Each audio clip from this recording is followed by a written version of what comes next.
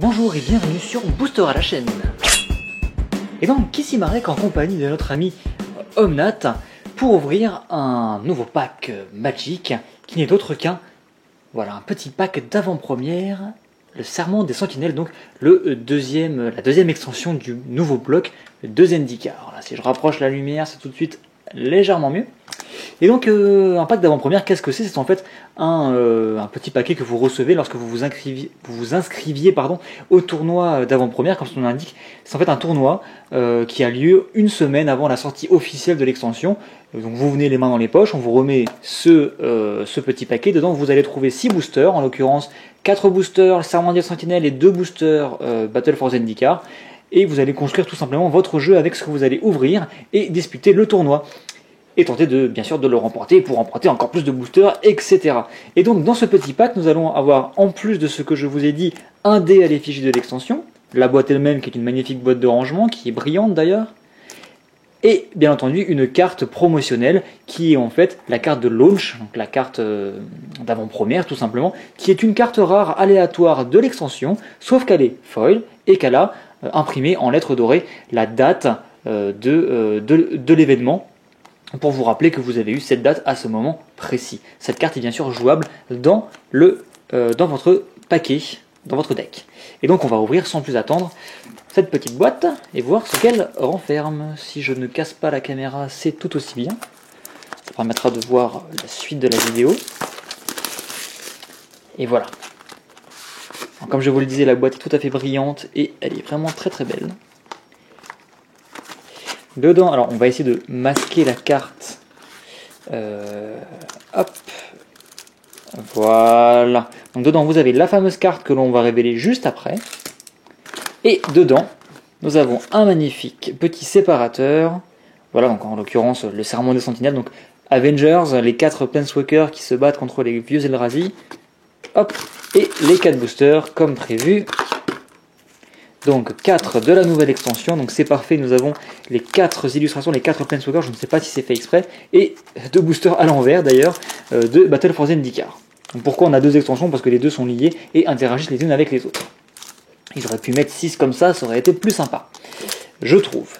Et on a de plus dans ce paquet, un petit dépliant qui vous indique un petit peu le contexte de l'extension, voilà, Avengers quoi, et derrière quelques petits rappels pour vous aider à construire votre deck. Et nous avons en plus un petit dé, voilà, avec le symbole de l'extension pour vous permettre de compter vos points de vie. Donc c'est toujours très sympathique.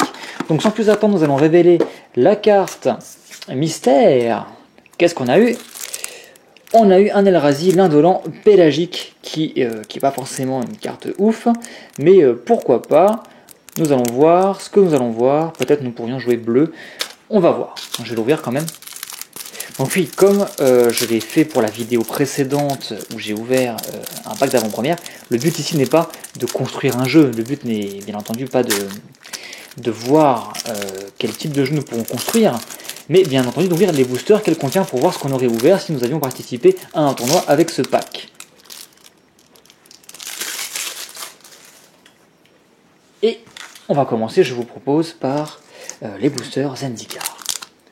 Bien sûr, on va voir si ce qu'on a ouvert aurait été jouable dans le tournoi, hein, mais le but n'est pas de construire un deck complet, donc n'est pas de s'attarder sur toutes les communes, toutes les incommunes. Nous allons voir.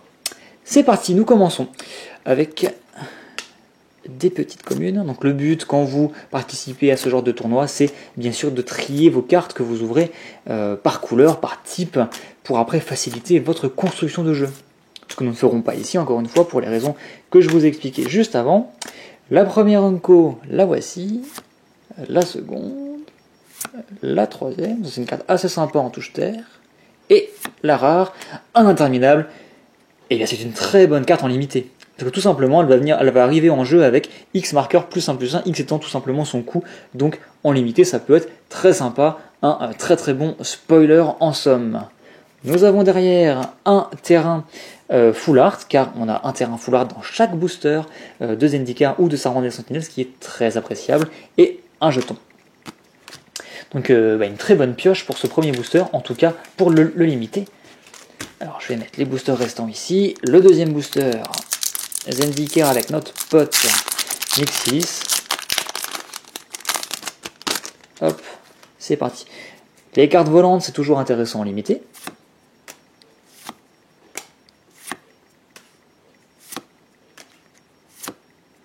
Encore une carte volante qui peut s'avérer très sympa.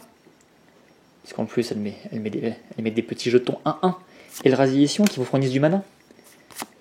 Ça, typiquement, c'est une carte de gestion qui gère un artefact en enchantement. C'est pas forcément ouf en limité parce qu'il n'y a pas forcément des enchantements, des artefacts de ouf qui touchent la table. On va plutôt privilégier les créatures en général. C'est parti pour les Unco. Voilà, ça c'est une très bonne Unco, tu vois. Ça par exemple, en limité, c'est un peu ouf, que vous avez une 18 pour 8, c'est juste génial. Vous pouvez jouer dans n'importe quelle couleur. Donc très très bonne carte, qui sera probablement meilleure que la rare juste derrière.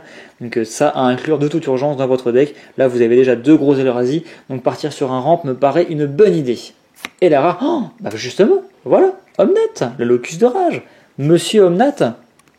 C'est absolument pas fait exprès, vous vous en doutez, mais on a obtenu la carte qui est présente sur le tapis, qui est une carte que j'adore d'ailleurs. J'aime beaucoup en fait Omnat première version et deuxième version, j'ai d'ailleurs monté des EDH avec, donc très sympa. Et là encore une fois, vous avez un magnifique spoiler pour le limiter, c'est pour ça qu'elle est mythique. Tout simplement, vous avez une 5-5, et dès qu'un terrain arrive en jeu, vous avez une autre, enfin, sous votre contrôle bien sûr, vous avez une autre 5-5 qui apparaît, et si jamais on vous bute vos 5-5, vous mettez 3 à une cible, c'est juste super fort. J'aurais adoré ouvrir ce pack en avant-première. À nouveau, le terrain full art et le petit jeton. Alors là, on démarre vraiment sur les chapeaux de roue et nous n'avons pas encore ouvert le moindre booster Serment des Sentinelles, mais là nous avons vraiment, je vais les mettre celui-ci avec les autres, avec les rares, car vous avez vraiment de quoi faire une très bonne performance, je pense. Bon, bien sûr, un tournoi, une partie en scellé ne se gagne pas avec les rares, mais en tout cas quand la rare touche la table, en général ça aide bien. Là si possible, partir plutôt sur du ramp, on va voir ce qu'on ouvre après, mais ça pourrait être vraiment très sympa. Allez, c'est parti. Donc là on est sur du Serment des Sentinelles. Le fameux terrain land, qui est un terrain qui fournit explicitement un mana incolore, qui n'est pas le terrain de base à la fin, mais qui est une carte commune.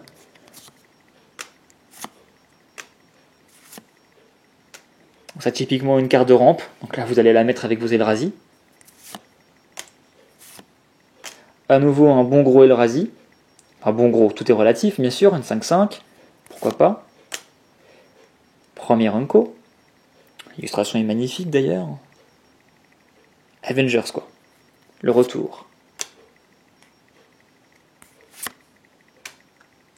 Une bonne petite carte de gestion en scellé, si vous avez justement le spoiler inverse qui attaque, boum, appu.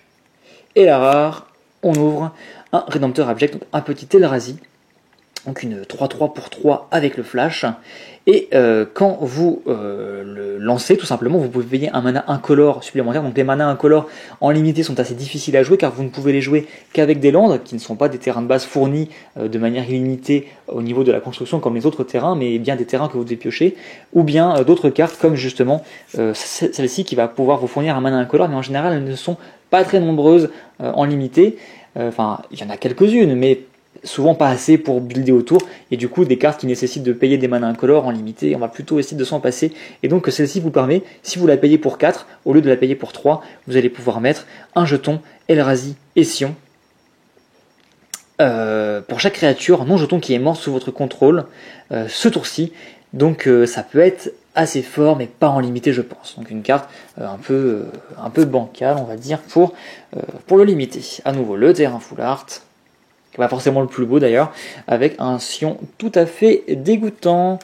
Et on enchaîne, on a ouvert la moitié de nos boosters, et on a déjà, franchement, là on pourrait ne plus ouvrir de boosters, enfin ne plus ouvrir de rares, pas de problème, je pense que j'achète, j'adhère, je veux faire ce tournoi avec ce pack, sincèrement. Une carte volante, c'est bon, on prend les cartes volantes.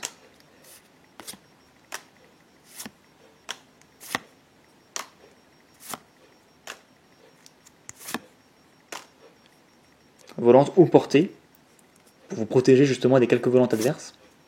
Trône aveuglant qui est très sympa en limité, qui vous permet de bloquer indéfiniment une créature adverse, bien sûr avec le fameux mana incolore que vous aurez du mal à jouer en limité. Ah bah voilà, Ça c'est bien, ça va parfaitement avec nos autres cartes Eldrazi. On a une 2-3 vigilance pour 4 qui va nous fournir justement un mana, donc il va vous aider à ramper, à jouer vos grosses bébêtes. Donc on va le mettre là-bas,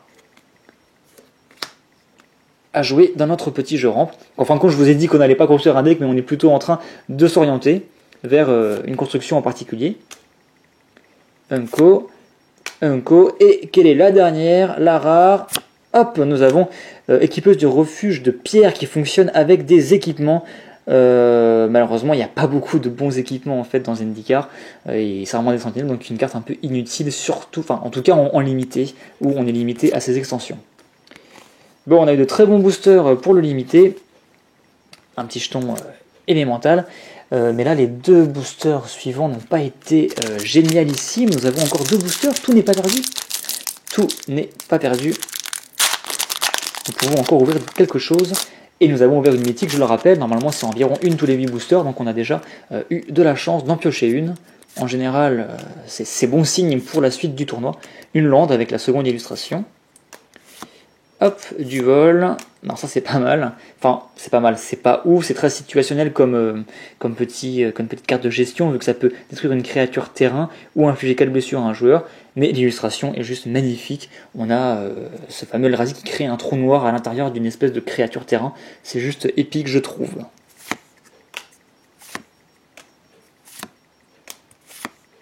Hop, hop, première petite Unco, très sympathique, une 2-4 vol. Pas forcément dans nos couleurs pour le coup. Et la rare, nous avons... Ah bah tiens, Chute des Titans. Chute des Titans qu'on avait ouvert d'ailleurs une illustration très similaire. J'ai eu un petit bug là au début de la partie. C'est assez surprenant d'ailleurs. Donc je ne sais pas si je vais la retrouver, mais on avait ouvert... Ah non, c'était... Où est-ce qu'on avait vu ça? J'ai vu cette illustration, je suis en train de rêver ou quoi? C'était sur une carte similaire ou sur le dépliant peut-être? Je ne sais plus, en tout cas cette illustration fort sympathique. Et donc on a une carte qui va nous permettre d'infliger des blessures à différentes créatures, à 2 cibles, créatures ou joueurs, en payant X. Donc ça peut faire le ménage, ça peut vous gérer une créature embêtante. Donc pourquoi pas, vu qu'on risque de jouer rouge, on va peut-être la prendre. Et à nouveau le terrain foulard et le Sion qui est d'ailleurs très sympathique celui-ci. Et nous en sommes au dernier booster. Voyons voir ce que nous réserve ce petit pack d'avant-première.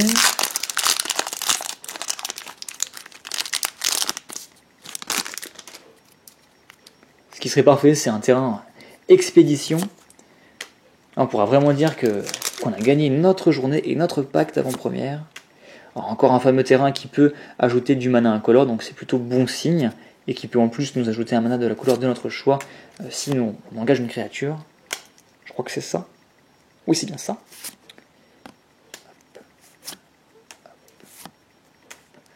Un Sphinx, ça peut être très sympa en limité, ça vole, c'est assez gros. Encore une carte de rampe.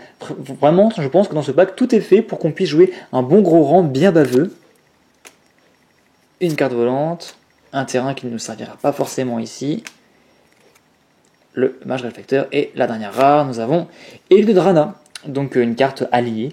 Donc là, je pense qu'elle ne nous servira pas forcément dans ce pack. Une carte qui vous permet de mettre des jetons zombies dès que vous souhaitez engager un allié. Et je pense que nous avons une foil derrière qui se cache. La première du pack, en plus de la carte bien sûr d'avant-première. Donc le terrain... Je vais peut-être pas la balancer au milieu de tout le reste. Le terrain full art.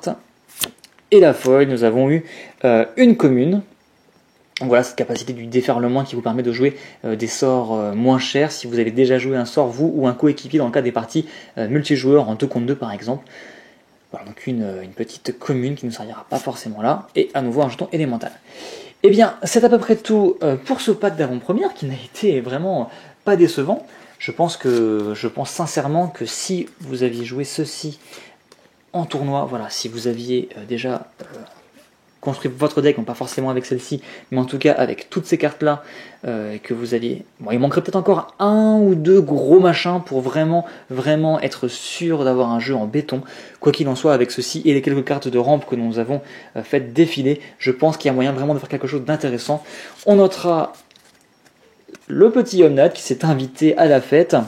Voilà, il était sur le tapis, ça a influencé en fait le booster, donc le voici, une mythique, c'est toujours sympa d'ouvrir une mythique en avant-première, et voilà, c'est à peu près tout. Donc mesdames et messieurs les amis, c'est terminé pour cette vidéo, j'espère qu'elle vous a plu. J'essaierai à chaque nouvelle extension, si possible, de récupérer des packs d'avant-première pour faire ce genre de vidéos qui sont assez intéressantes, je trouve, qui permettent de réfléchir en fait sur qu'est-ce qu'on pourrait construire, qu'est-ce qu'on pourrait buter, et voir si ce pack-là en l'occurrence aurait été bon ou mauvais le jour d'un vrai tournoi. Je trouve ça plutôt intéressant et un peu différent que de simplement ouvrir des boosters à la chaîne sans se poser plus de questions. Donc je vous dis à bientôt, n'hésitez pas à partager, n'hésitez pas à vous abonner, n'hésitez pas à aimer, et on se retrouve très rapidement pour de nouvelles vidéos.